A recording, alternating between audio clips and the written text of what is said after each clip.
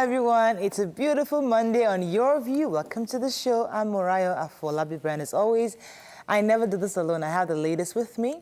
Hello, ladies, beautiful ladies of Your View. How was your weekend? Morayo. Your weekend was the longest, so give us gist. You were gone from Friday. Yes. Okay. I prepared to start with you today. Yeah. So tell us. I love the purple hair. Okay. You can't try that word. What happened? It was fun. I mean, actually, I was supposed to go to Ikiti, but unfortunately, I couldn't go anymore. Seriously, Morayo, you now did what? Stay home. No, because my baby had he had some serious skin reactions, serious one, and he was having a slight fever, so I had to stop. I couldn't. In fact, I had packed that morning at 5. I was ready to go 5 a.m. By 4 o'clock when we woke up, his body was a bit hot, and he had some serious bumps. So my husband said, you know, it'd be very, very foolish for you to get into that car. Let's just stay. So I really, really wanted to be there. Unfortunately, I had to cancel all my appointments. Yeah, but weekend, I was actually practically on my bed on Saturday, like literally morning to night, nursing that baby, you know, just to make sure he was okay. But he's better now. He's better now. We called him the doctor, and he's fine. So let's go back to the purple hair talk. How are you doing? Yes. So randomly bumped into an Instagram handle that had lots of multicolored hair, and I've been thinking, like, okay, so what would I do? I wanted to braid. So I usually have a theme for each month. I've planned out my entire year calendar for my hair. So Nice. yes, I have a hair calendar because it can be, I want to have an idea of what I want to do. So I was supposed to braid this month, and I wanted something interesting that will keep me excited. Excited about the hair. Yeah, so it was just like a mini thing. Wow. It was either blue or purple. I was thinking blue, but I felt blue might look like black at the end of the day, and I wanted something that would really pop. This is nice. You know, so- Orange is my favorite color. I don't see. I mean. There is orange. They hair. do have I could get one for you. No. Just for you. Everybody stay in your lane. No, you That know ain't what? my lane. Our hairdresser actually said to Mariah today that, are you ready to go on an adventure? Because she was complaining of how Talking she about never hair, tries anything. Mariah, the yam doesn't like. No, Morayo. They said, somebody even attacked me in church yesterday. I said, this has to become a hot, we should discuss it. I said, we've discussed this hair thing countless times, because I think Linda KG even carried it. A lot of blogs carried the story of how all of us were wigged up. And I said they should pinpoint the station that does not have wigged up OAPs. Like, I had low cuts on this show for years. Can they please... Yeah. He practically started the revolution. Like, You know, she was among the first early days. Natural You know, when she had her hair. We also understand that there are a group of Nigerians who don't understand it. They feel that when you're on TV, you should use an opportunity to sell Africa. Yes. So maybe we should let people understand that Africa is evolving. They should go on NTA. People are changing. NTA has the responsibility of selling Africa and selling Nigeria. Anyways, how are you doing? We inform people, and we do a good job of that. So, all right. hold us accountable. You maybe say so yourself. Yes.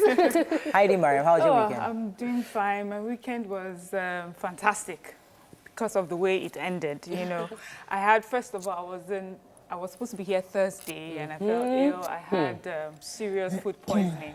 You know, I was telling people that I saw bright lights. There was one point I was like, yes, this is it.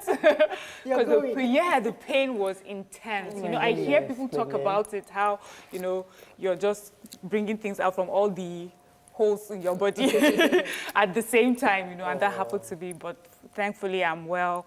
Also, you know, the family, we had a major incident, but it ended well, and so we're grateful. You know, a loved one was in an accident, a really bad one, but came out whole. So we're grateful and just hope, you know, that it means, you know, something big is about to happen. Because when I went to church, the pastor was like, you know, sometimes horrible things happen to you and you're thinking this is it, but you know, it might just be the beginning of something big. Great. Yeah, so we believe so. Oh, fantastic. Okay, Julie, how was your weekend? I'm grateful for life. Because, I don't know, Friday Seems to be losing weight. I had an accident on Friday. Oh, Yeah. sorry about Some that. of us, when we go through stress, we eat. Gradually, we just lose. Yes, I drop. I had an accident. I was just leaving the office when getting to that, I think there was a U-turn, yes. I was just about to get in. I'd been trafficating for a while, and this bus just came and rammed into me. It was Nima that even helped me, because about 7 of them gathered me, and they were like, Madam, now you hit us, you know. So I was thinking, who do I call? So I spoke to Nima, and then she called the FRC guys to come and check. I didn't move my car so that they would see how the accident happened. At the end of the day, they said it was the guy that was at fault. And finally, he now started, after he had accused me, called me a witch. There was nothing he didn't say to me. He was threatening to beat me up and everything. He now started crying in the office because he now knows it's his fault, you know. And I just looked. I said, what do I do? I had to let him go. And people were like, no, don't, he should pay for that. I said, he can't pay for that. He can't pay anything on that car. But that's not what I wanted to talk about quickly. So there's this, one of our fans stepped into, came in here on Friday, got us a cake to celebrate us. His name is Engineer Chris Aneke from Saudi Arabia.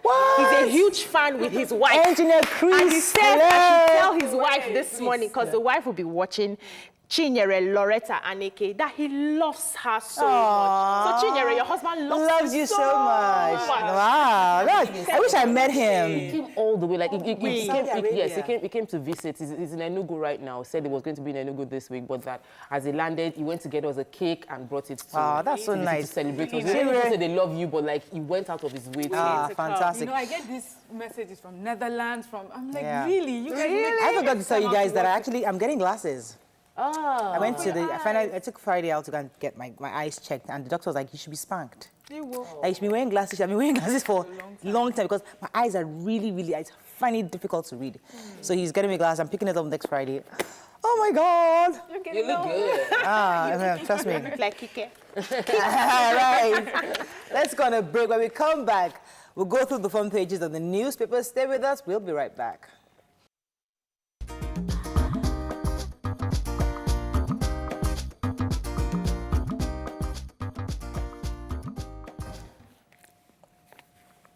We're going to start with The Nation. Lawan Ndume's step-up race for Senate President. Excitement in ABU AED, that's the Afe Babalola University Multi-System Hospital, over success of first open-heart operations. Sumono heads Owando's interim management team. 5.4 trillion naira debt, AMCON opts for alternative recovery plan. Work will begin on Badagry Road this month, says Sanwo-Olu. Kumuyi to Christians, don't attack Buhari. World Bank's $500 million facility for electricity. And Oyegun Oshomole lacks capacity to lead. Okay, let's start with news. Let's go. The good news about the open heart surgery. Yes. It was really exciting. Yes, Go ahead. Good. So this is a second positive story about Nigerian hospitals. So an open heart surgery at the Afe Babalola University Teaching Hospital in Ado-Ekiti. They were able to do 2 successful open heart surgeries. Wow. And they did in collaboration with some US-based doctors as well. But what everyone said about this, what made this operation successful, was that they had state-of-the-art equipment, you know. And the problem, they say, with Nigerian hospitals or doctors unable to do this here is because they do not have this equipment. You know, it's basic, so they have capacity, they didn't have facilities. Yeah, no facilities. So we can do this here. A medical tourism, you know, a destination for medical tourism. Because we have the people. We have the knowledge. Yeah. People we just actually don't have the tools. We don't have the tools to work. Let's settle the case for us. Got this for free. So that, as in, like, congratulations to those families. You know, when you pray and God just answers your prayer, that was a good one. Okay. Yes, someone was saying that. Yeah, so they had His Excellency. An inauguration service. Oh God, you're confusing me. An inauguration service for him, and he was reeling out all the things he wants to do. So he's saying that he's starting with the Lagos Badagry Expressway, that they'll start the repairs. We head into Iba and this Okokomaiko area, so for now, which will be ending. Maza-Maza. Yes, Maza-Maza, which will be ending by the end of the year. They would have rounded up, or early next year. He's also talked about giving buses to workers. About he's dropped 15 buses already. He has 40 more to go just to improve workers' welfare and everything. We're excited. We hope you follow through everything you're listing. You're going to do. On a lighter note, my family, they always argue with me that there's no place called Okokomaiko. They find it hard to do. They always laugh when I say it. So you can hear. There's Okokomaiko. It's around me there. Okay, let's run to the punch. PDP National Working Committee meets this week over 9th National Assembly leadership. Government assistance not getting to us. Rice farmers cry out. 14-year-old electrocuted while operating Chinese firm's faulty machine. Unizik scandal, Unibed denies issuing embattled lecturer examiner's certificate. Abiodun makes a U-turn over Amosun's abandoned projects. Domestic debt, Lagos, Delta, Rivers, Akwa Ibom top list. You lack capacity to run a political party, Oyegun tells Oshomole. Poll panel, appoint your replacement, Atiku tells Bokachua. And Alake seeks police intervention in Egba Awori supremacy crisis. I like that name, Bokachua. I'm going to start a business called Bokachua. It's not your name, it's Mariah. Find out what it means first. I really like it. All right, so let's talk about human interest story. This 14-year-old kid. Yes, I have the 14-year-old boy who was electrocuted. He was trying to, this happened in a Chinese company, a footwear company in Lagos. So he was trying to pour in materials into that machine. Should he be working? Which had issues already. They complained to the organization, the management, that the machine has issues and should be repaired. The engineers came, did whatever, but then it wasn't repaired at the end of the day. So he was pouring in that material when he was electrocuted. Now, according to the story, the workers did not, the bosses, that's the Chinese men, did not come to the rescue of the boy. It was the workers, the Nigerian workers, who were trying to resuscitate the poor boy. And he was working for, because he couldn't write his WAEC examinations. His parents had issues with finances, so he had to work and get back. The point I was trying to make, actually, which is what the point you're trying to raise, is that child labor. Why in the world is a Chinese company hiring a kid, 14-year-old? That in itself is a crime and is illegal. Even without anything, they should be looked. They should be booked for that. Then secondly, his parents, I thought his parents should have at least, yes, I heard that the issue was WASI examination. Yes, so, he couldn't but he dropped to. out of school, so he could actually continue his school. So no, he was working. He dropped out to get that money to pay for his examination. Examination. He was supposed to go to Austria to meet his sister or something like that. Yes. But the point is that, why would you work in a factory? The guy from Saudi Arabia mentioned how, even though you are a confirmed more educated expatriate in Saudi Arabia, the laws there ensure that you cannot treat an illiterate citizen anyhow. And we have a problem that our labor laws have imposed, and our society glorifies foreigners in every form, and we don't appreciate ourselves. So we should look into that separately. But I want to take the story about the Unizik. It's been an ongoing scandal, and we've been glossing over the story. So there's a guy called Peter Ikemezie, who's been a lecturer, a senior lecturer in Unizik. He's been employed there since 2010. He's had about 10 students pass through him, graduates. And the accusation came from the fact that he plagiarized a document to get promoted. There's been many counter accusations that he's uncovered many things he's done wrong, and the VC of Unizik has been covering up for him. Latest of them is the fact that he doesn't have even a certificate of a university BSc. What he used to get employment was forged from Uniben. So they now have it as a fact that Uniben said he didn't graduate from our school. So now this man has gone on to be a senior lecturer with fake certificate, and yet the VC of Unizik hasn't spoken up concerning him. He's still a lecturer, and he still hasn't been prosecuted for all these allegations listed. So please. We'll continue to monitor that story. Let's move on to Vanguard. Governors inherit 3.9 trillion naira debts. And our darling Anthony Joshua, our star boy, unfortunately, we should love him with your star boy. I mean, we all celebrated him when the guy was Nigerian. So suddenly the guy lost the match, and he we still love him. He's still our star boy. So unfortunately, he lost that match to the Mexican Andy Ruiz. Our constitution laid foundation for Islamization of Nigeria, says Khan. Catholic bishops decry rising insecurity in Nigeria. APC to Makinde, let your actions be guided by the Constitution. And APC says, Oshomole, author of confusion, that's Oyegun. I was going to take this APC to Makinde. Governor Makinde is a new governor in Oyo State. And he was being told, he recently sacked, I think, about some perm secretaries. And he only left one. And the one he left was supposed to be, I think, was head of service. She's supposed to be related to one of his political allies. So they're saying that he should be guided by the Constitution. And the fact that the governor who had appointed them initially was working within the constitutional requirements. So he shouldn't just be blatantly trying to reverse what his predecessor had done, and he should be very smart about it. So just tread carefully, pretty much what APC spokesperson was telling him in that article. Let's take another story. Go ahead. Yes. So the Christian Association of Nigeria just chapter is saying that there's a need for us to review the Constitution, that it has laid the foundation for the Islamization of Nigeria, saying that the Constitution in itself gives certain privileges to the Islamic religion ahead of other religions, and also that we have the Sharia law and the common law working side by side in the Constitution. That's like saying that Let's speed up. We have to move on supporting very quickly. But in addressing that, Kumuyi mentioned that, Kumuyi preached in church, which is a pastor, saying that we should honor our leaders, we should honor the presidency, we shouldn't insult or disrespect him. The Bible says that. And so any Christian who is insulting or using derogatory words towards the president is also disobeying what the Bible has told us. So we should live by the word of God. Let's move very quickly to Nigerian Tribune. Oyego tackles Oshomole. I'd like to make his status quote.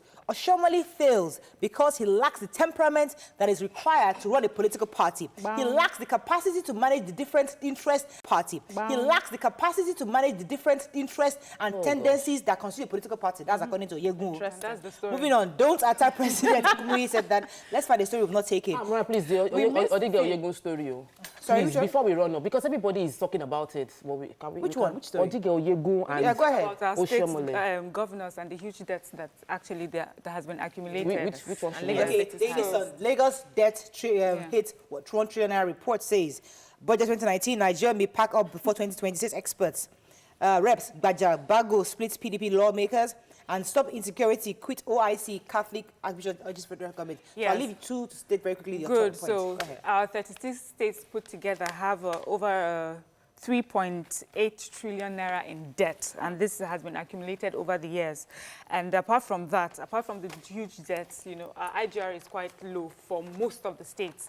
They said Lagos State alone has over 530 billion naira in debt. Yeah, the highest. Katsina has over 30 billion, and for Katsina State and most of the other states, their internally generated revenue is so low that obviously they have to depend on federal government allocation. And they're still borrowing. And we're still borrowing. over the years on this and table, obviously it means that people that will pay for this are not people that, you know, our age, generations Exactly. Our and children generations will be to come, paying and for we're it. That's just really sad. collecting. I mean, we've heard on this table several times that debt is not so bad as long as you can service the debt. Because no economy is built without without you debt, worried. yeah. But you must be able to service that debt. And our which is worry what- is that when you borrow, it should go into infrastructure, not Yes, into people's pockets. let's see it. So we have to really, that's why I wanted to have somebody on budget to come and explain to us, break down. Yes. But unfortunately, he's not here today. We have to move on. Let's take a break. When we come back, lots of topics to discuss. Stay with us. We'll be right back.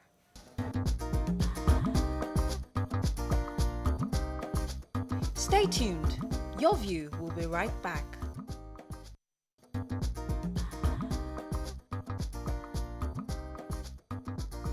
Welcome back to Your View.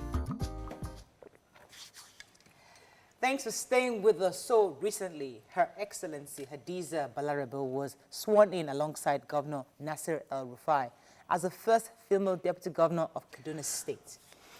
We're all excited and happy about that. However, according to some reports, this landmark event sparked some negative reaction from a man who allegedly kicked against the idea of a woman being deputy governor over them for the next 24 to 2023.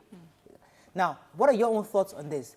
You can call us on 070-8066-8014. You can also tweet to us at TVC Connect. Please hashtag YourViewTVC so we can read your tweets. Now, we tried to find out the original text or message from this gentleman. We couldn't find it. So we're only talking based on people's reaction to him. So we don't know if it was actually done or said or maybe not said. But what's important for us is to inform our viewers. And we got Nima on the line because there were some Islamic injunctions to saying that, is it right for an Islamic woman, especially in the north, to a Muslim, to be a deputy governor? Now, we've seen it in the south. I mean, with the first deputy governor of Lagos State, we've had that in the past. Where it's here. We've seen it happen. The West. So when you're making it look as if, oh, there's a different law that guides Muslims in the north, that's where we need some kind of clarity. He also mentioned that the Sadawners and all the people that fought in the north did not fight for a woman to come and become a leader. That a woman shouldn't. That if anything happens to the governor, the next person, that's the issue. Right. The next person that will be the governor will be a woman, and this is not what they represent or what they want in any way. Okay, so I think is Nima online? Nima, are you there? We should start with the religion. Let's do that out. Hello, Nima, are you there? Okay, she's not there yet. Okay, so what are your general thoughts when you read this story? What came to mind? Let me start with you. So I think we should understand that people evolve differently. You know, I remember back in reading the history of Nigeria and how we wanted independence. As at 1957, the West was already ready for independence, but the North wasn't. And it took them a while to understand. So it's all about his perspective. He, from a religious standpoint.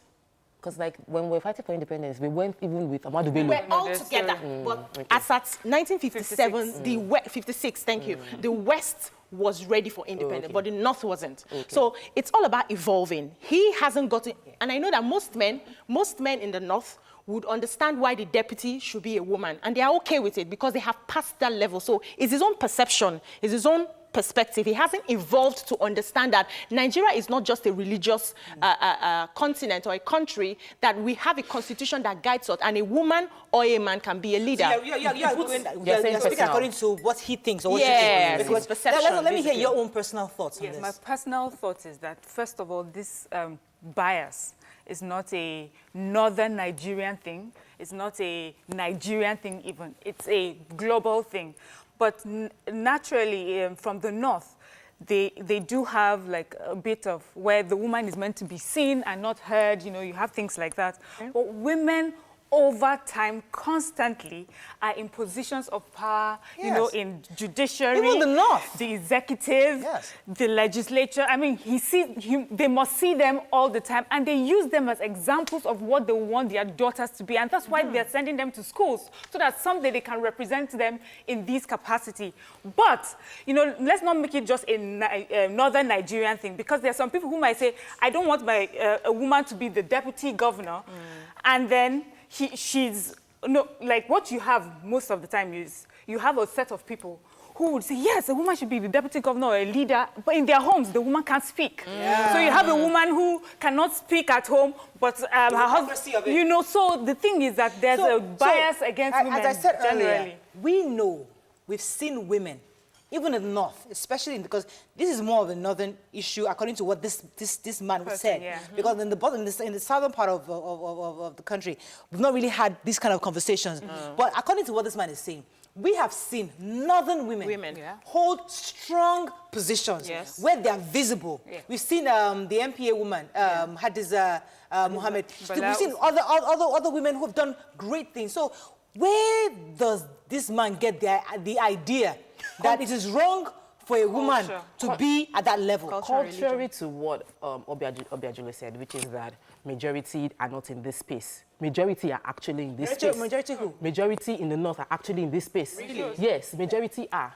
And for me, and I'm giving my opinion, because when we hear things like this, they quickly attach it to, it's not our culture. That's not the way we were brought up. Or our religion doesn't permit it. But we've seen Saudi Arabia evolve, even into allowing women drive and women have a right. Just recently. So the fact that things will change is a norm. However, dealing with the issue of he said he called on all the men to rise up against this so that it doesn't spread. That was his statement, that we don't want this to spread. What exactly don't you want to spread? That women can occupy leadership position or they can speak up.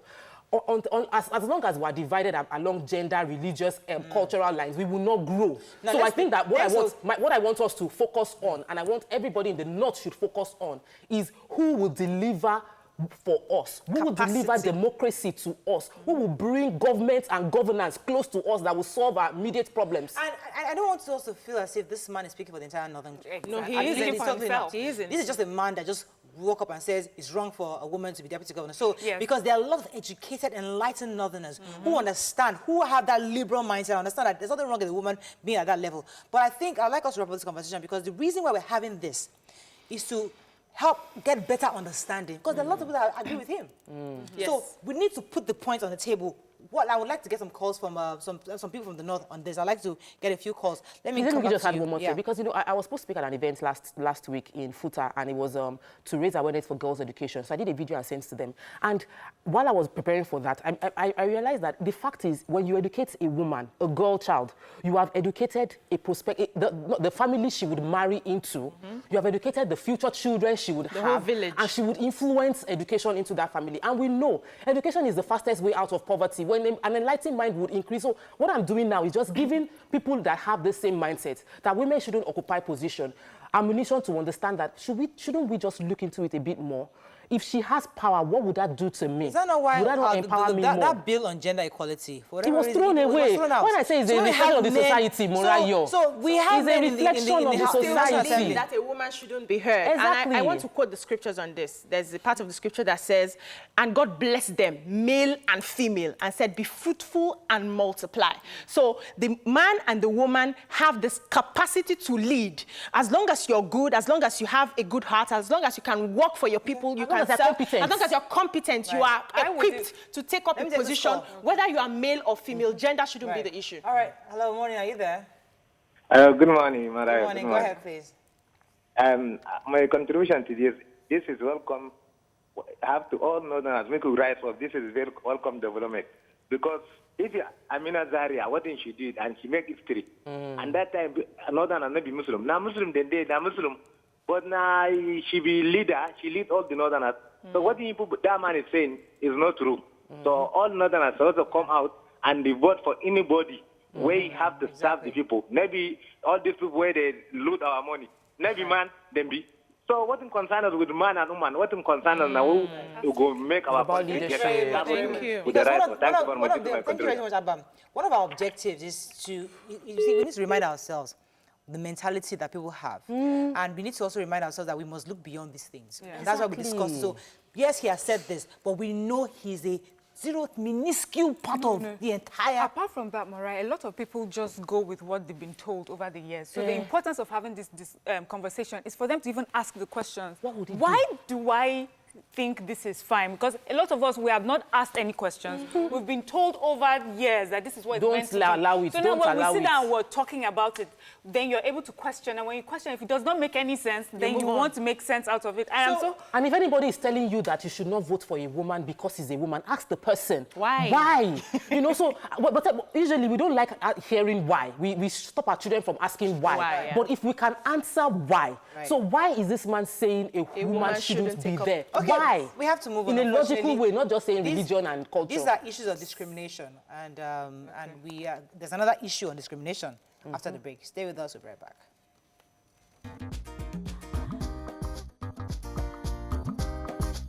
Stay tuned.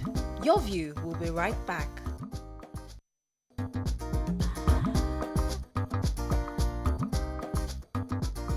Welcome back to Your View. Okay, it's a Discrimination Monday. So we're talking about the fact that these days it is a struggle for single women to rent apartments, especially in Lagos and other states. Because of societal standards, single women have to walk on eggshells around the things they enjoy just because they are single. Landlords have refused to rent apartments to them or sell houses to them just because they are single. This has obviously become a worry to many people. You can join the conversation 070-806-68014. You can also tweet to us at TVC Connect. Please hashtag YourViewTVC so we can read your tweet. So initially we talked about discrimination against women becoming deputy governor. Now, single women are trying to get an apartment. I have a girlfriend who's single and she has an apartment and she's doing well. But there's some landlords that would tell you they cannot. There are some landlords, I'll tell you, they cannot rent out apartments or flats to young ladies. Why is this, and why is this so prevalent today? Should I jump? It's not prevalent because those who go through will tell you that I'm not saying when you say prevalent today, it's not a today thing. It's forever. Right. You know, and I think it's actually getting better. Because now you do have people that give out they would ask you really, the questions they would ask you is where you work and if you can afford it. So they'll look at you to see, are you someone that can afford it? Because I know that a lot of people have that problem with most single women, is that most single women are usually dependent on some man to take care of their bills. So they get into your house and you're unable to pay eventually. That is one. But the second one that is the cocoa of the matter, as they say, is that you just feel that a woman on her own attracts lots of male attention. So they're going to have men going in and out. But that is not, but you know, that is where I even find the problem. The men, you have single men who attract women back and forth, coming in and out of their homes. That does not bother you. Their morality does not bother you, but a woman's own is the problem. So But where did that perception come from? Okay, That's so the- it's but it's the fact, though. it's our environment. So we have put women on so much pressure. So marriage is seen as the ultimate for every woman, whether the woman wants it or not, nobody cares. So now that the woman does not have a man seen as a crown over her head, you just conclude that she's either a prostitute or she's not going to be faithful or she will be bringing a lot of men into the house. But for me, I want to believe it's depending on the environment where you find yourself, because I know around the island, a lot of single ladies have apartments where they rent and they are not being questioned on, okay, go and get a man. So many of them on the island live there. As Miriam said, it's changing. Because Yes. generally, even on the island back then, you still couldn't rent an apartment. I remember when I moved back home, I had that, I want to Stay on my own. stay on my own. Because I'm coming from staying on my own. My mother's like, wait, are you all right? This is Nigeria, sorry. You are staying in my house because there's a room there. I really wanted to get my apartment. And it was difficult to get an apartment at the time because people just felt, single girl. Sorry, Exactly. I can't A give single you my girl flat. living alone is seen as irresponsible. Bam. That's the challenge we have. And a married woman is seen as responsible. So as long as we have that cultural narrative, we would always have this kind of issues with men, landlords, male landlords, who see themselves as, I am able to, I'm the societal, I'm the guard of the society. And so they'll be advising you as a woman, go back to your parents' house, go and live with an uncle, go and live with an auntie, live somewhere until you get married. Because even societally, we have a problem of men that see women that have rented apartments, have a car, as too independent and too strong to even be approached. So that is also, so even people will genuinely advise you that if you're single, find a family member, because a lot of people relocate to Lagos and they don't have parents here. Find a family member or a relative to stay with, because once you come across as, I have my own house, I have my own car, I have my job, and you're single, then you are off the market. So it is genuinely a problem. So, but dealing with the discrimination part of it. So, because I actually want to hear from landlords this one. I really like to hear landlords. Please, if a landlord Start with me. that you choose, you don't want to have a Bisi, single let me woman know in your who house. Please, call in. Oh, you're a landlord. Bisi has a list. Bisi has a list. she has her own discrimination. Okay, so I don't manage my house. I have a lawyer who manages who happens to be my father-in-law, and he's very picky. Sometimes we've had how many flats now empty? When you came to the house, you saw he wants to be sure which church do you attend, where do you work, can you pay, are you married, are your kids older than the landlord and his wife, do you have plenty family members who are coming? He's very, very picky. But I understand because he's been a landlord in Lagos for a number of years, and he will tell you what he's seen tenants do. So most times, most of those young ladies, single ladies who come into the house, they cause a lot of problems for him. How? Okay, so they bring in a lot of people. Now, he is a very quiet person. He doesn't want people he doesn't know getting into the compound all the time. And then you just hear, yes, and then you just hear gates and gates But and in your gates. And you case, see it's a for lot both of male and female. Yes, At least no, for I him, know, yes, yes, he's for not him, it's all discriminatory about singles. yes. I have a single tenant right now who is able to pay. So for him, can you pay? Where do you work? Are you able to? Yakub. Yakub, are you there? So I am here. Thanks for calling. Which topic do you want to talk about? In fact, I would like to take the first topic. Go ahead. Okay.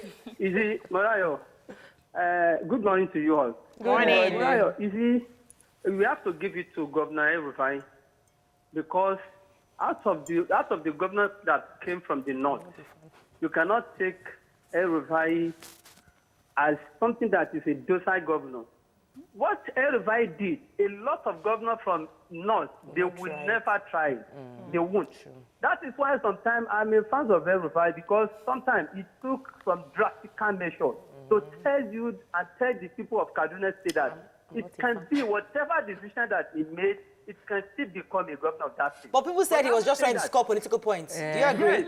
It is not true. It is not true. They can, you see, Moraya, what Erufai did, he took that risk. It and then he won the election. courage. But having said that, Morayo, the man that says that the woman cannot be deputy governor, the man did not quote any verses in Al-Quran.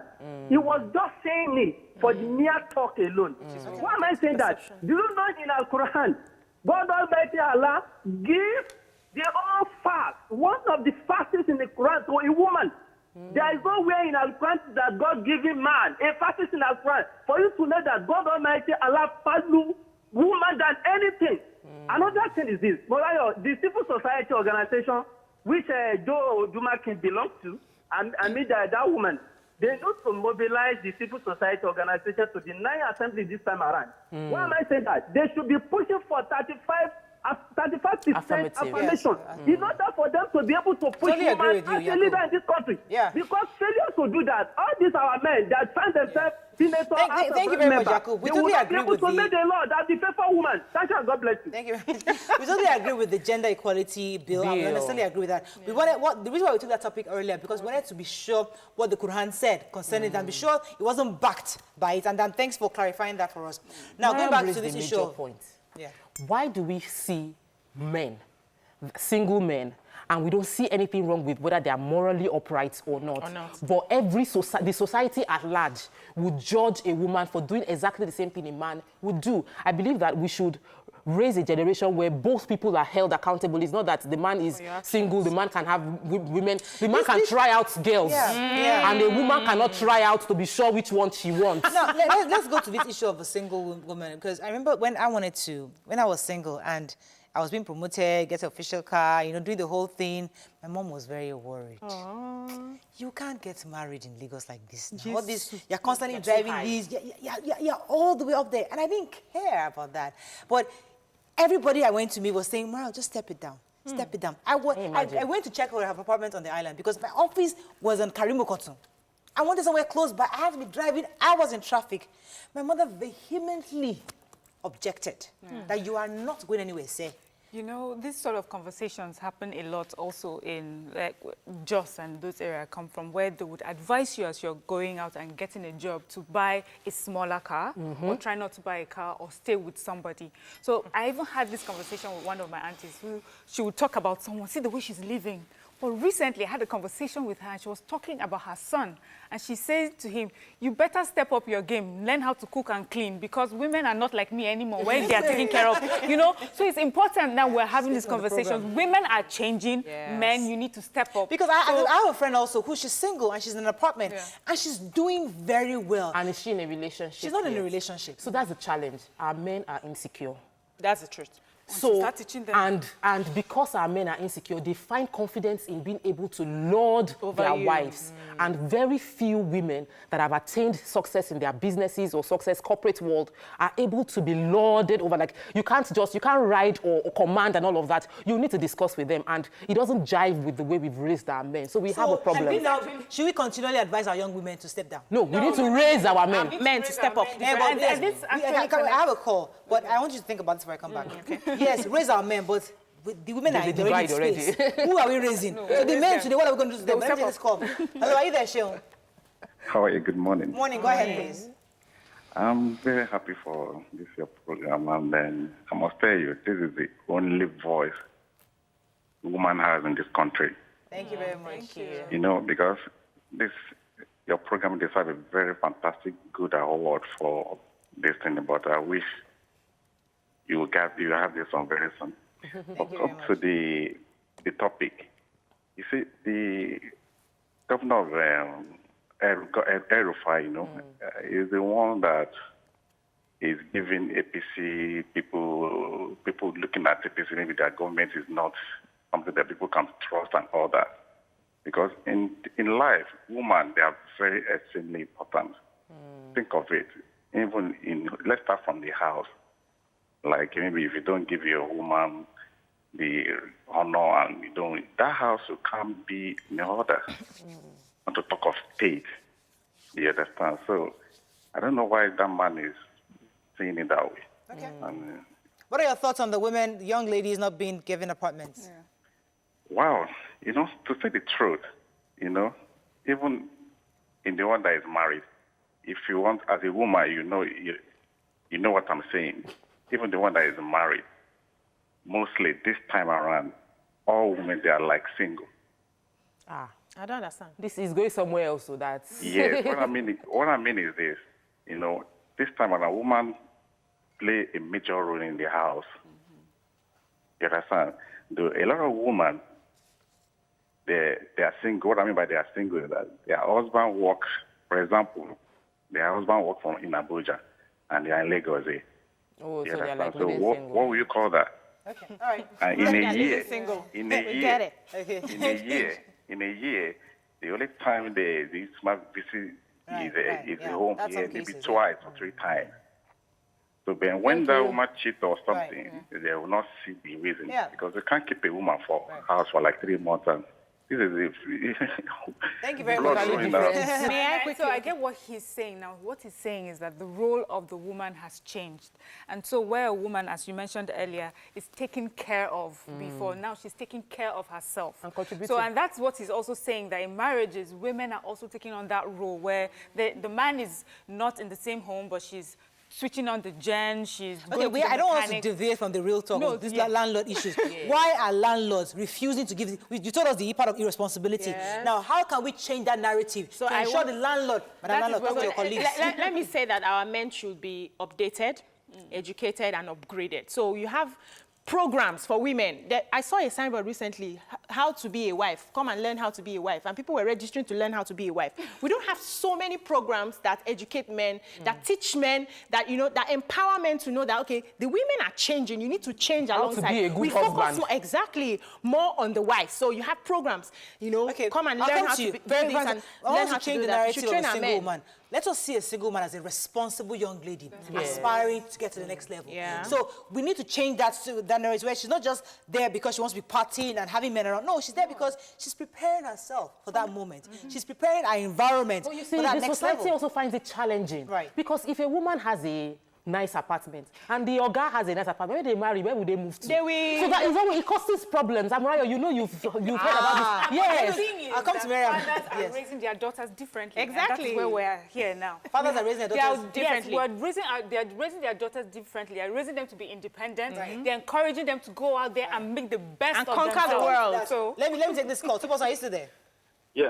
Go ahead, please. Good morning, ladies. Morning. I'd like to, speak from a different perspective on this. Okay. You're live. Go ahead. Hello, are you with me? Okay. Yes. Yeah. For example, let me ask the four of you a question. Now looking from the landlord's view, the reason why sometimes they want to scrutinize is, yes, they might be biased, yes, to some extent, but really, when last did any of you call the plumber? When last did any of you call maybe a carpenter to repair? So sometimes this landlord wants to Mariam's look at... hands are In up. I'm fact, very I'm on the honest. plumbing I do. carpentry. Okay, So so... they say they don't renovate the houses. Okay, women, younger ladies Yeah. don't renovate the houses. They don't know how. Thank you to very much. Because operate we wanted it. to hear from landlords, so I'm sure that's a landlord. Thank you very much. So I think we sort of addressed that in the beginning, which is we feel that women are being taken not care capable. of. They're not capable of doing things around the house. But I mentioned how women change tires, they know how to change bulbs. I know how to change bulbs, you know. Change You get on bulbs. the ladder and wipe things. And then the thing is, the society is also evolving. We now have a list of plumbers, carpenters. You Online. can just make a Call call them. and the person will come to your house. So we need to step up, you know. This is a world that you're in now. Enjoy this new world that you're in. thank you, Miriam. landlords to see that a young lady taking an apartment actually can add The value. focus should be The on focus should be capacity what- to pay. Yeah, capacity and to not pay. here. Because some issue, so a lot of women can't pay. When you look at calculate the house rent, it is actually a bit difficult because you're paying for 1 year or all of that. So focus on can they pay and create your benchmark, your rules for the house that this is what I expect of you, male or female. Fantastic. We have to run off. No last, tweets last. at all? We have I to eat, just so we want have to to talk eat. about So that morality about Oshino, women. I find that a lot of the single women really also are even more careful about the sort of people that they let in and out of their homes. So Yeah, don't just right. generalize. Let's take that Let's take a few you're tweets so that we can run off. Oshinawa Kingsley says, we're Africans and our morality needs to be protected. Let's be factual. Most successful, cool-headed single ladies find it very hard to keep relationships because guys believe they might not be submissive. we need to teach Insecurity men is a different. fact. So if he says the man who said women taking leadership positions should be kept far away from the north is an indication that Nigeria will not get better in the next 100 years. No be Andrew, swear. Andrew, if a maybe because I have lived with women all over the world. I've worked with women all over the world. I have almost forgotten about that Niger backward thinking of a woman owning a flat. In London, I find many ladies owning their flats. Honestly, one of these days, I pray my husband will allow himself to come on the show because we need to talk to him because he's a man, the man of all men. How does that? It's like he's a man that has serious confidence. There's nothing you can have that he can. Oh man, one of these days he'll come on the show. Your money is our money. No, but beyond that, you need to have more men in that space that are so confident of themselves, regardless of what your wife has. She will tell you, I'm still the head of this house. So we organize a program for men, please. Yes, you have given me a project. We will talk to our guest. Stay with us, we'll be right back.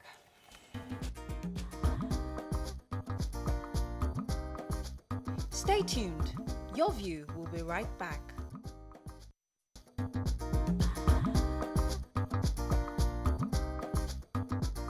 Welcome back to Your View. Thanks for staying with us. So I think finally we've been able to speak to Nima. Nima, before we invite our guest, Nima, are you there? Yes, so good morning, everyone. I hope you are praying for us, Nima. It's almost over. Today is the last day. Today is the last day. Please, I'll send you more prayer points because people are sending me. Anyway, let's go to the issue at hand. You heard our hot topic earlier, Nima. A northern man sent a message online saying that it was wrong for Governor El Rufai to have a deputy governor who was a woman. Is that Islamic? Is that right? Very, very wrong. Very good. Okay. So they make so much effort to enshrine patriarchy in the north, and they find every religious backing that they can find, and they usually rely on a saying of the Prophet ﷺ that women leaders will not run a great nation. Right. That particular saying has been verified to be unauthentic and fabricated.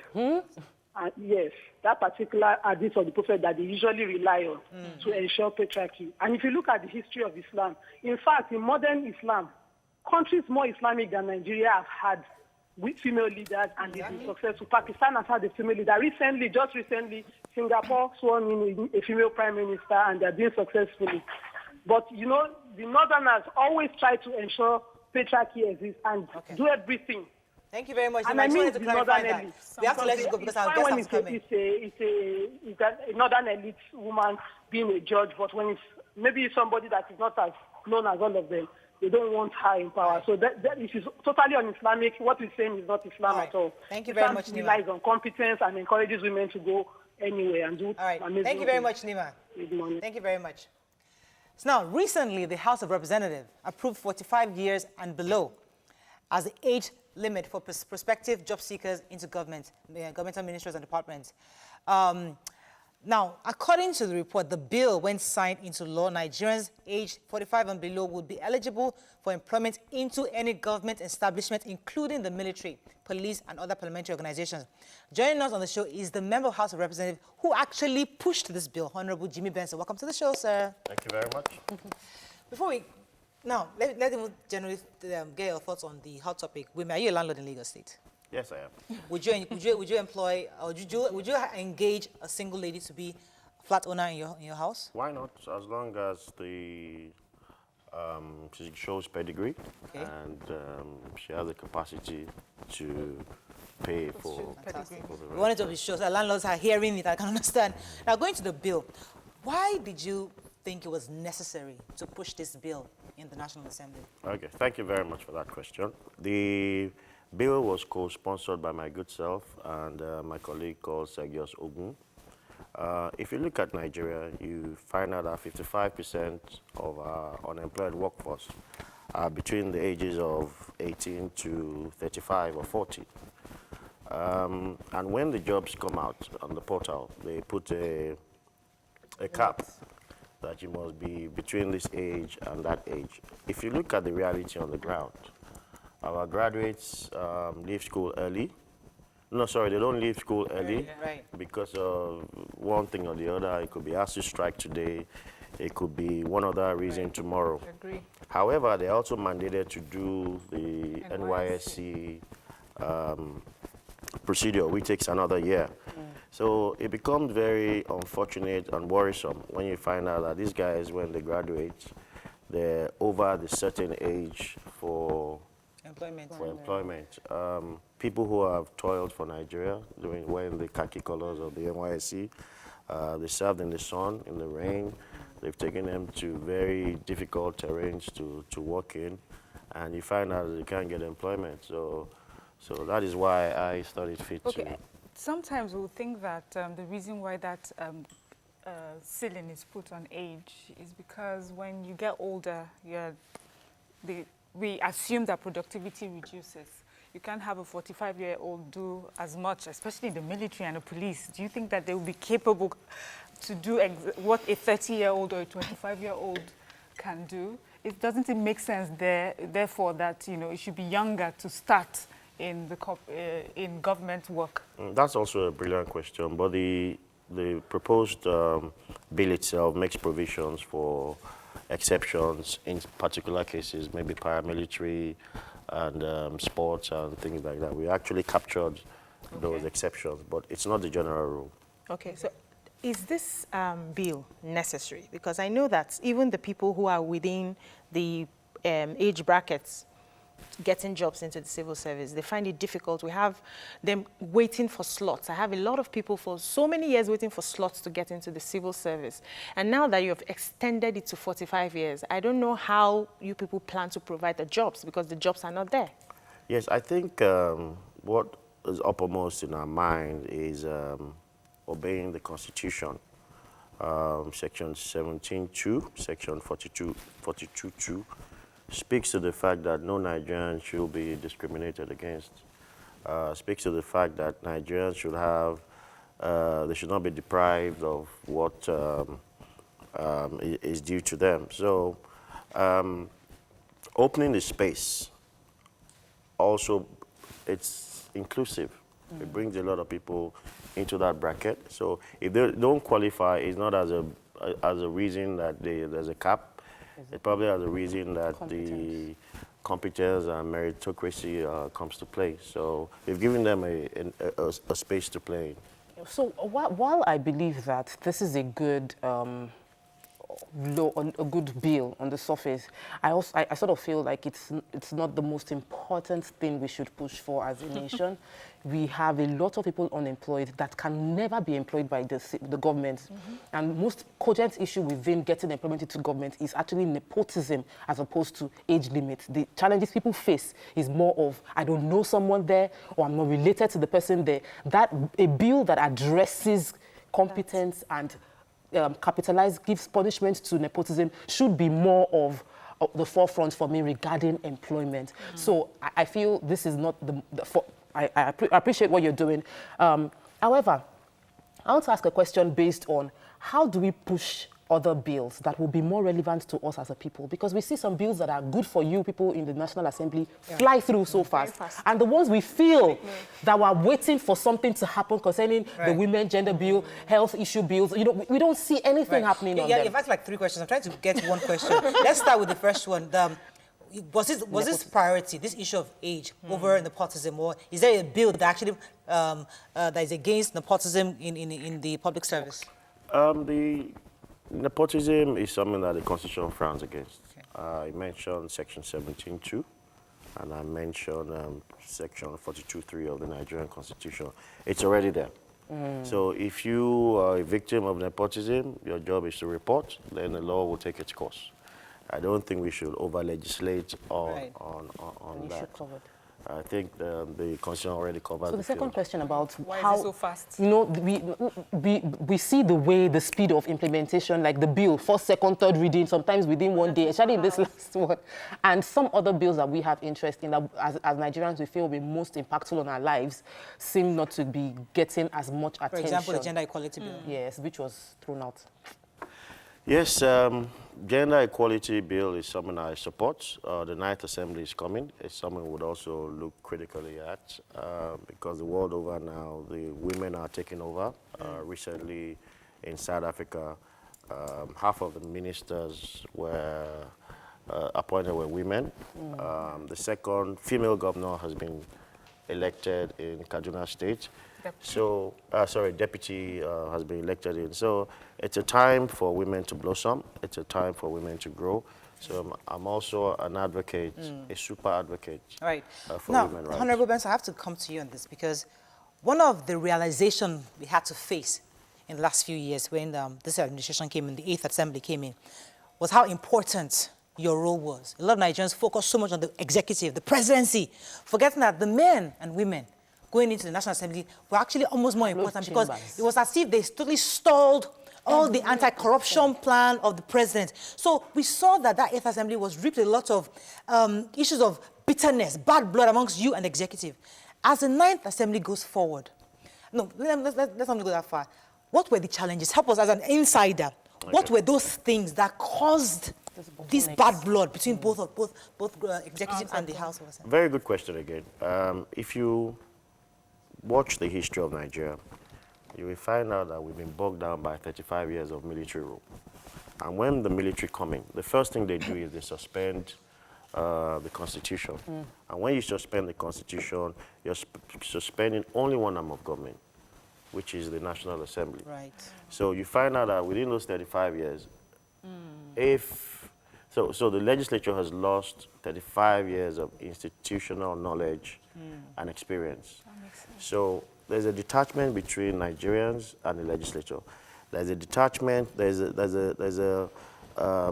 I won't say lack of growth, there's a stunted growth for 35 years in the legislature.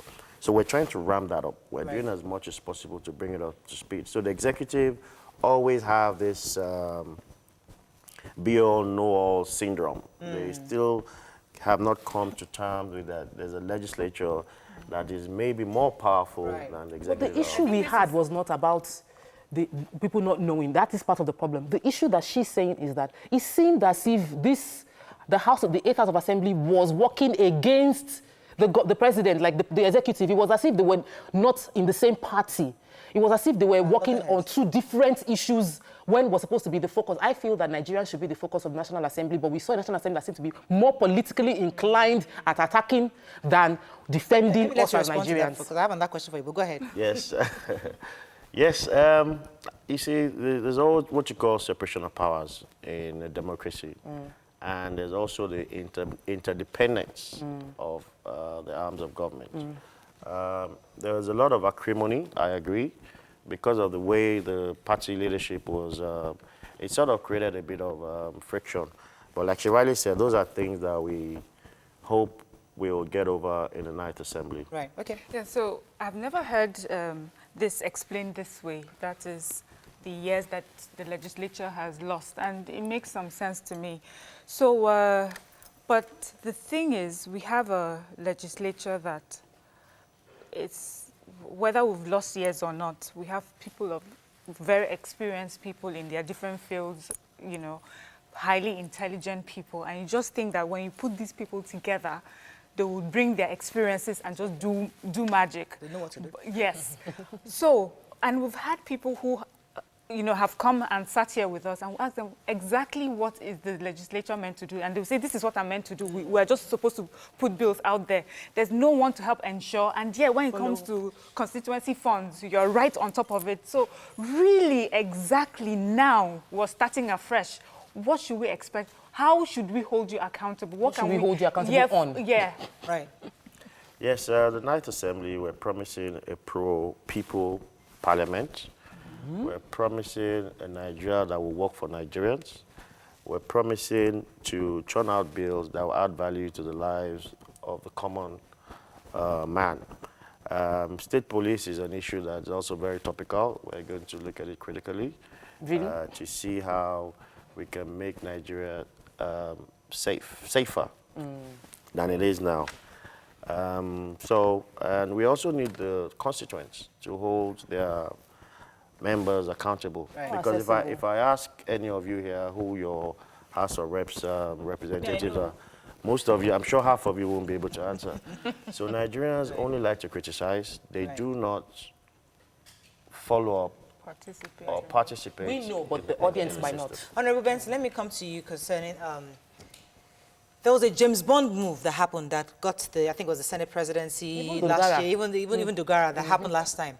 And you're about to elect again new principal officers. And there are lots of underground lobbying here. for those of us who have no idea what's going on, could you just break down how principal officers are elected? Because we thought, especially when the National Working Committee chairman, Oshamale, said, we are not giving any committees to the opposition, that we are taking it all. We're not taking it all. So you think this thing is easy peasy for ACBC, just slide in there and it's easy. For now, we're still hearing, you still can lobby. You can they can actually swing the votes this way. Could you break it down to understand Nigerians, to understand that process? Okay. Thank you very much. In the National Assembly, particularly the House of Reps and the Senate, two positions are up for grabs. Right. The Senate presidency and the Deputy Senate presidency. Right. In the House of Reps, two as well, the Speaker and the Deputy Speakership. Right.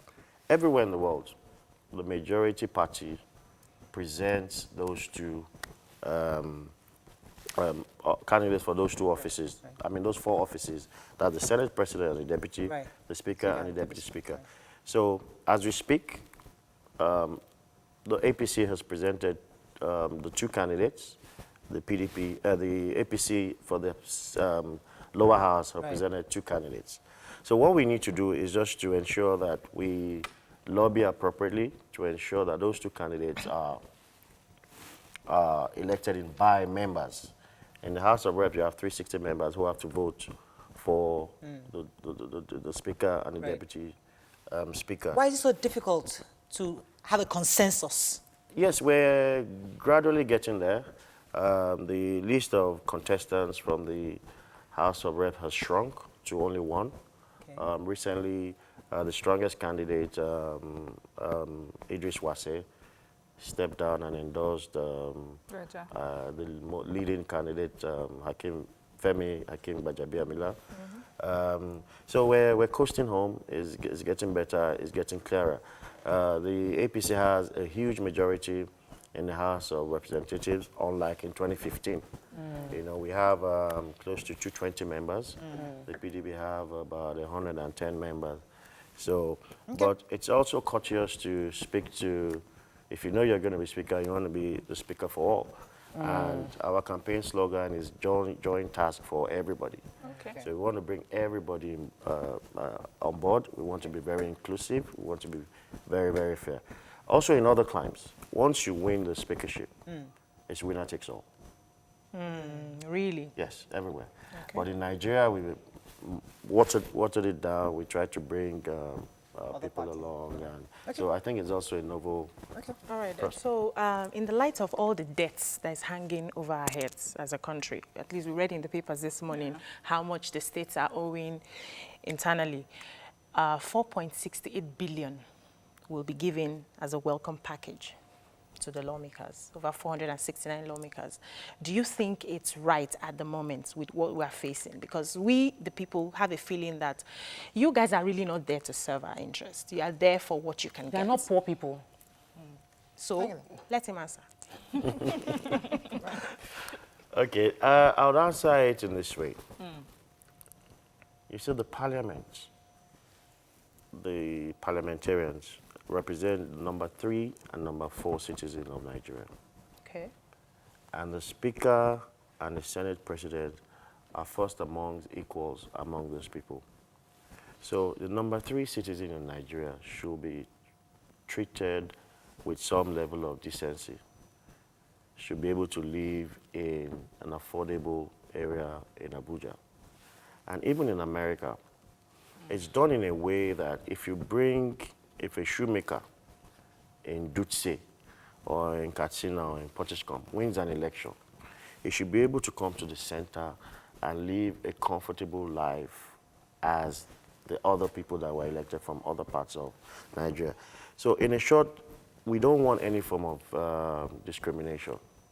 Because if you come there as a shoemaker and you're driving Okada to work, the other man is in a nicer car, you know, we don't want any form of discrimination. And it happens all over the world. So I'm not saying that, I'm not justifying anything. I'm just saying that please understand that the parliamentarians occupy a status in the society. We understand Whether that. it's too much or it's too low, it's for the management of the National Assembly to decide. We agree with you, Honorable Person. We understand that. If in the sane world, it makes sense. But Nigeria, we are not at that level because we are poor. Sacrifices it would be good to be seen that you are constraining yourself. That yes, you are from Dutse, you don't have money, but listen, there's got to be the person that was occupying that house. Maybe there should be a state house provided by the government that is for you when you come as a lawmaker from representing Kano State. You stay there. That's where you stay. After your 4 years, you go. So Obasanjo monetized it. So the point is that should we go back to where we have a house? Monetizing it, has it caused corruption? Because it looks like it has. Yes. So understanding where we are, sir, shouldn't we review that which Obasanjo had adjusted? Thank you very much. Those are discussions we ought to be having. Okay. And I'm sure the Ninth Assembly would afford us the opportunity to bring that on board. It's a pity that those houses were monetized. But so now everybody's paying rent. Everybody's paying rent now, you know, so, and you'll be amazed at how expensive properties because they know you're there. They know you can afford it. All the levels, I have my own original question, but in addition to that, I wanted to be sure to clarify to people, the money that will be paid right now, is it paid to every National State Assembly member or for the new incoming ones? Yes, you know, this is my first term. I'm just going into my second term. My first term, I was paid, yes, but this second term, I'm not sure what the policy is, if they're going to pay directly. Did you know if they paid to other? No, I don't know. It's something that I need to... Okay, so my original question, I feel, but we say he doesn't know. We can't blame him. You still have the same house you had last time, but let me let you go talk. Okay, so I wanted to ask concerning the budget, because we're supposed to discuss budget today, and we have issue of over budgeting and underperforming. Because in 2017, we had our revenue was 7.4. Our budgeted expenditure was 7.4. Our revenue, on the other hand, what we got was 2.7. We had that same problem where you have so much disparity between what you project you will earn and what you actually earn. And this National Assembly gets this budget, knows these statistics that back to back for the past 4 years, we've been over projecting our income and under earning. And yet you still implement or sign off a budget that is obvious we cannot accomplish. What are we doing? Why are we doing like this? Yes, a budget is an estimate. It's not an exact document. So you estimate that this is the amount of revenue you will get. You base it on the oil bench price. You also have it at the back of your mind that you're going to borrow from internal and external sources. You get what I'm saying? So at times you get a shortfall. At times you get you benchmark oil at X price. For the past 4 years. You know, so maybe now you understand when we say. And the government also has to take very critical decisions. Most governments generate revenue from taxes. You know, so the tax rates in Nigeria, you know, it doesn't, the total amount they get it's not commensurate to, so it's either taxes, VATs and stuff are increased, subsidy removed, so that you can unlock as much money in the system as possible. That's why we go into subsidy matter, but go ahead, let me. So we don't want to go there, so we have to be a bit creative. I think now we understand why we need to push bills that matter to us more. Than instead of discussing, I want to read some tweets here. Ehinome says, why do we keep passing bills that are not pressing issues? Can Honorable hire a 45-year-old man for an entry-level job in his company? Why can't they use their power to pass bills that will be impactful? We now have graduates at 18 years old. Where are the jobs? Honorable, kudos to you for passing the bill. This is Ugochi Nsofo. Action is what we need. Civil service employment has always been a connection which should never be. How can this be corrected, please? So going by that, so an 18-year-old is having to compete with a 45-year-old on the same job, and that's an issue. So that's like the shortfall in this bill. But how do you respond to that? That's what I'm saying, that I mentioned 2 sections of the Constitution. We shouldn't discriminate against anybody. And there's also an advantage in that. I'll give you an example in the UK. Because a 40-year-old man understands that he can go to school and change a course and do a further course. Choose a career. So it gives them the opportunity to also put in some more shift, to learn more, because they know that at the end of the day, they can get employed somewhere else. You know, so I think there's a chicken and egg scenario here that favors both. Tweets. We have a question from, you're about to take that.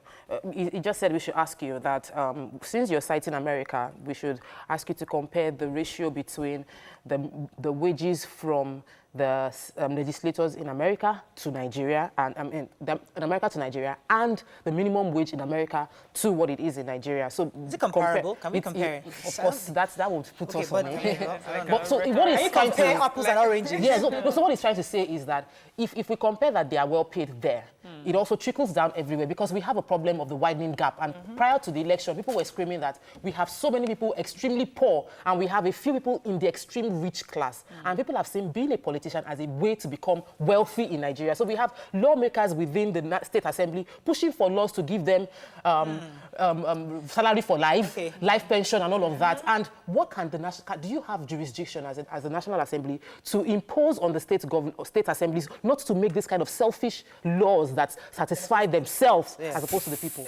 Is that possible? Yes, let's just add one more selfish law, I think, which is the traveling abroad forever for health purposes. Meanwhile, we have hospitals every day. We talk about them, they are dilapidated. You saw it in Bayelsa, it was not accepted, and there was another state. I think yes, there's this is something that you sit to discuss. So instead of discussing how we can take care of the hospitals that we have now. Is there anything you can do at the National Assembly to curtail the issues in the State House of Assemblies that are not performing? Right.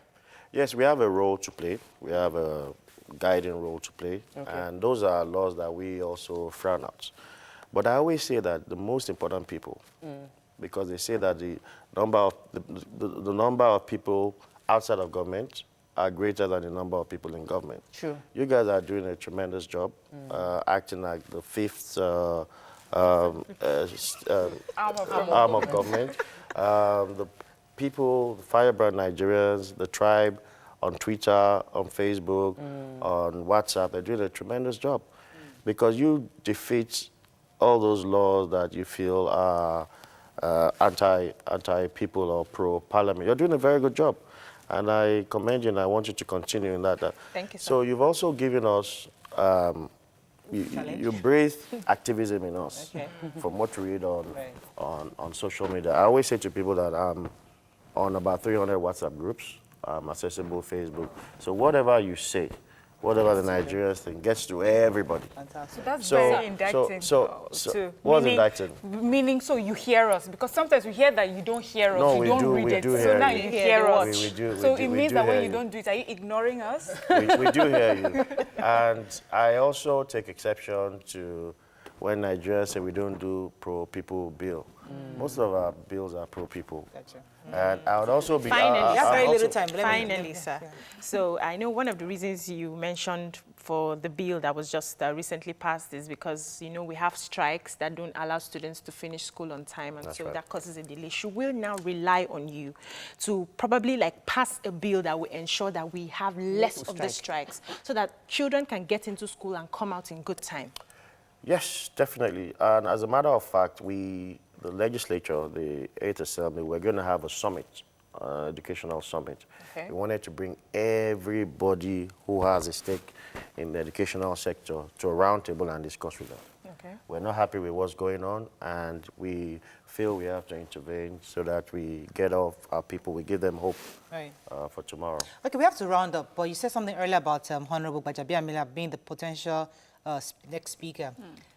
What do you think he can do differently? Because, I mean, the last speaker, yes, we know Dogara was there, but what can Honorable Gbajabiamila, or do you even believe he can actually attain that position? Would he get a vote? And if he does get the vote, should we see something different in this 9th Assembly?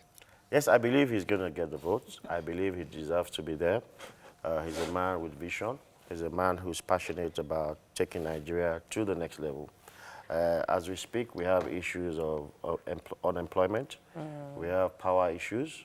We have infrastructural issues. So you need somebody who is nimble, who has the reach, who has the exposure, who has the knowledge, who can have a good relationship with the executive without compromising the independence of the legislature.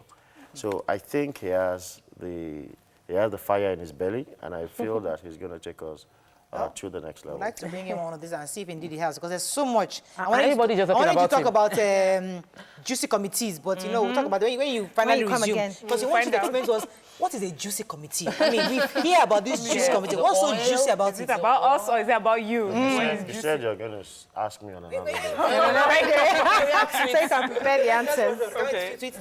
So, Mrs. Exo says, I personally don't think the review of their salaries/allowance would happen in our lifetime. Until these roles are less lucrative, people will continue to kill themselves to get there. This is our cross to bear. Don't worry, we're still going to bring it back, Honorable Benson. Should I promise our viewers and your colleagues, we need to put you guys on the spot. That's all we can say on the show. If you would like to be a part of our live audience on Wednesday, please send your name, phone numbers, and picture to TVC Communication. I think is, I'm not sure the address again, but I'll send it to TVC Communication. Your view at TVC Communication, that's the proper address. So send it. The reason why we're doing this is because we want more people to come on Wednesday. Some people feel like only a certain group of people come all the time. So we want everyone to understand that anybody can come, because we get a lot of calls saying we don't get an opportunity. Or so we please come here and we don't come make here so we have a space. database of who you are, so we can invite you and ensure you get on the show. Send out your name, your picture, your phone number, your details to yourview at tvccommunications.tv so that you can get an invite to the show. Have a fabulous day. We'll see you on Tuesday. Bye-bye.